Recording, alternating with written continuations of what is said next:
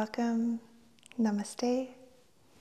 My name is Ali, and if you clicked on this video, then you might be a new yoga teacher. So congratulations on completing your first 200-hour yoga teacher training, or perhaps you took another style of yoga teacher training. You could let me know in the comments below or maybe you're currently in a teacher training. You can let me know in the comments below when you became certified or whether you're moving through a training right now. I'd love to hear from you. And I'm always getting brand new yoga teachers or yoga teachers who have taken a training and want to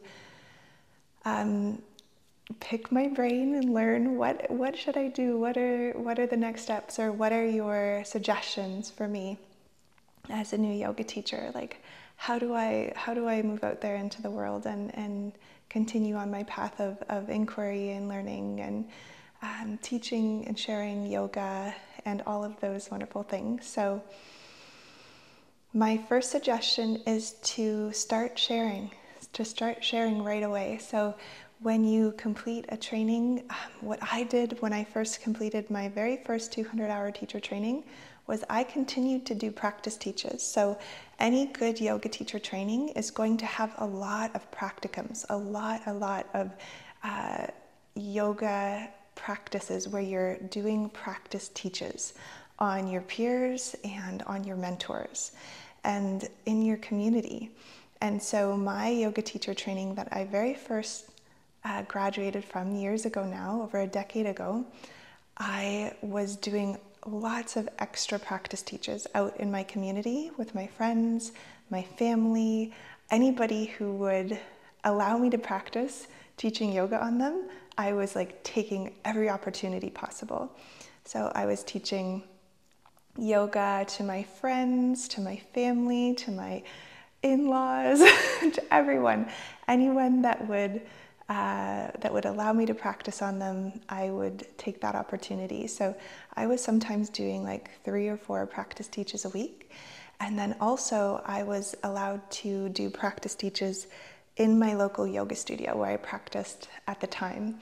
So my very first practice teach that I did there was on a Sunday morning, which was supposed to be sort of a low-key, not too busy class with maybe a few students in it.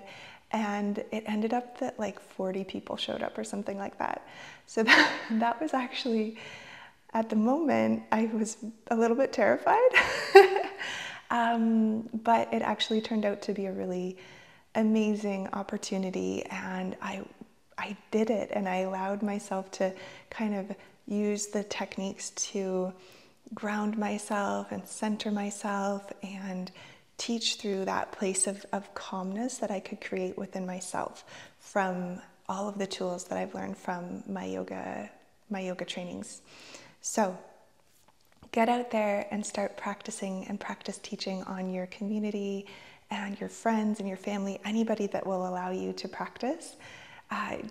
Take that opportunity. So after I graduated, I just kept doing more and more practice teaches in my community and with my friends and family.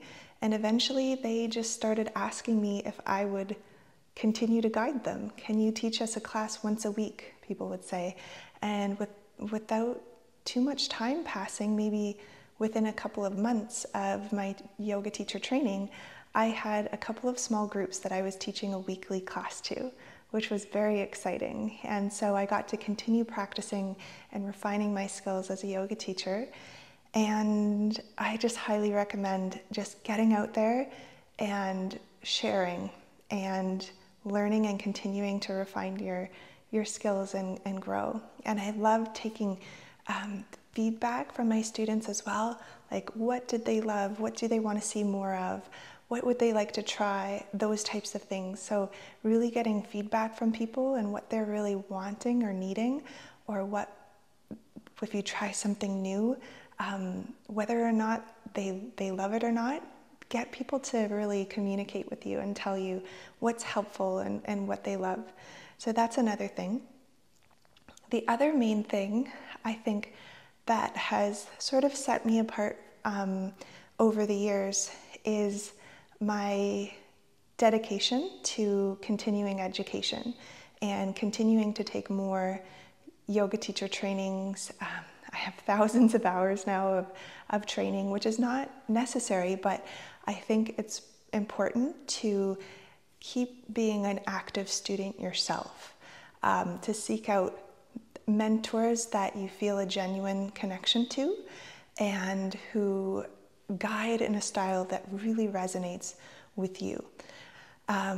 So I've taken so many trainings over the years, from Yoga Nidra trainings to restorative teacher trainings to Tantra trainings, Ayurvedic trainings, yoga psychology trainings, so many different styles, from Kripalu to Amrita, living yoga, Vichara yoga, so many different styles of yoga to get a really sort of broader view of what yoga is, and seeking out teachers that have decades of experience more than me, that type of thing, to really start to understand some of the deeper philosophies, the deeper meanings behind the practice, and to really hopefully bring some of those roots of the practice in a way that lands for people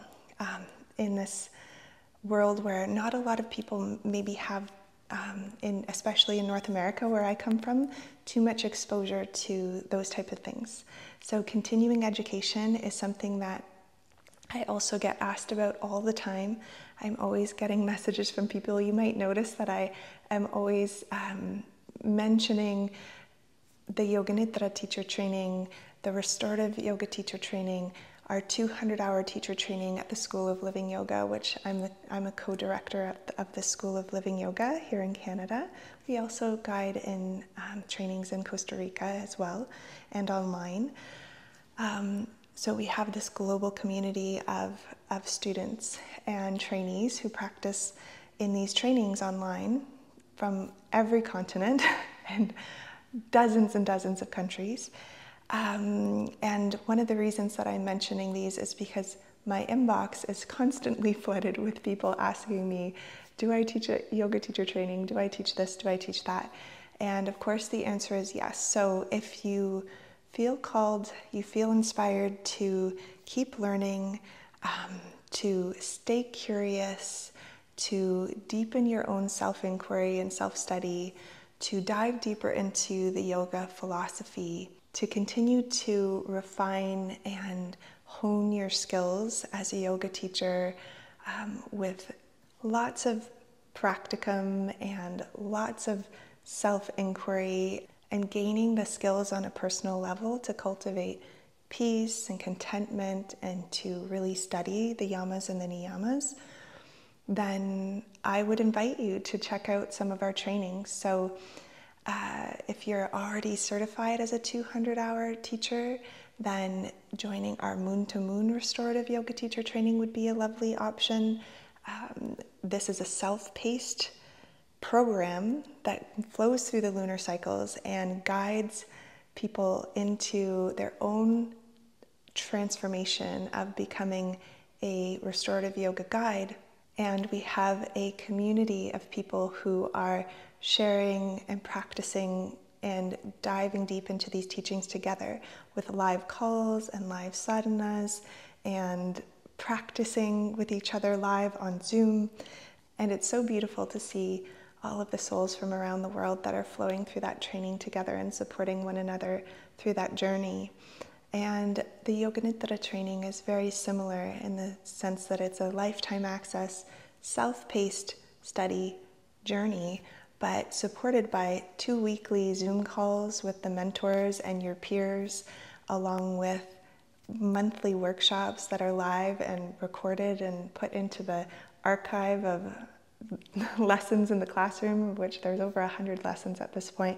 It's a really deep dive into the practice, into having the embodied wisdom of the practice to teach from that place of your own authentic wisdom of the practice. So if you have any questions about any of these trainings, we also have Embodied Wisdom 200 and 300 hour teacher trainings. But I'd love to talk to you about restorative yoga, becoming a guide of restorative yoga, or Yoga Nidra. So if you're interested, you can let me know in the comments below. But you can also check out the links. I'll post some links for you here at the end where you can check out my website and a little bit get more tuned into what we have available and what we can offer you in terms of supporting you in becoming the best yoga guide that you can be. Okay, thank you for joining me here today. Namaste, and we'll see you in a practice soon.